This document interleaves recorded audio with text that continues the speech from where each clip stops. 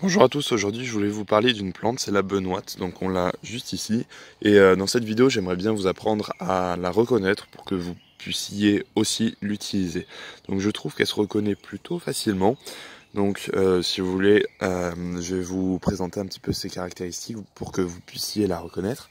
Donc déjà ici elle est à l'état de fleur, donc on va voir qu'elle a du coup une petite fleur là qui ressemble à ça, donc avec des petits pétales qui sont jaunes et la forme un peu d'une étoile sur les bractées qui sont en dessous.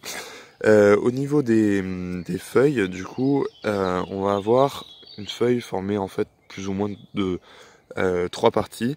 Donc deux petites feuilles qui vont être opposées ici et une troisième feuille un petit peu plus longue, un peu plus allongée, de forme un peu lancéolée. Voilà, on va avoir une seule tige, la plante n'est pas ramifiée.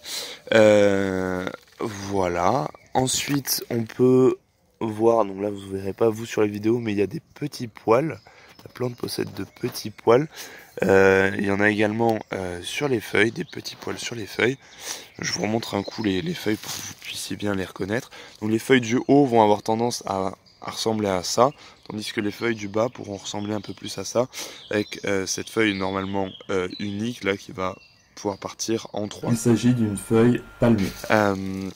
Voilà, donc je vous ai arraché un pied de benoîte ici, donc la partie qu'on va utiliser qui est la plus intéressante, en fait c'est la racine, donc la racine qui ressemble un peu à ça, donc c'est en fait tout plein de petites racines toutes fines qui vont avoir un peu une odeur de clou de girofle. Elles sont très intéressantes, elles sont utilisées dans les restaurants pour faire des sauces, des crèmes, etc. Et donc va falloir être assez délicat pour la déraciner, mais je trouve que c'est un caractère qui permet d'éviter vraiment de se planter, puisque si vous arrivez à récupérer les racines et vous sentez vraiment cette odeur un peu de clou de girofle, enfin vraiment très très agréable. Ça peut être un indice de plus pour confirmer qu'il s'agit bien de benoîte urbaine. Un autre point important, c'est que la racine perd son arôme en séchant, donc à utiliser fraîche. On peut également manger les jeunes feuilles, mais je les trouve pas forcément excellentes.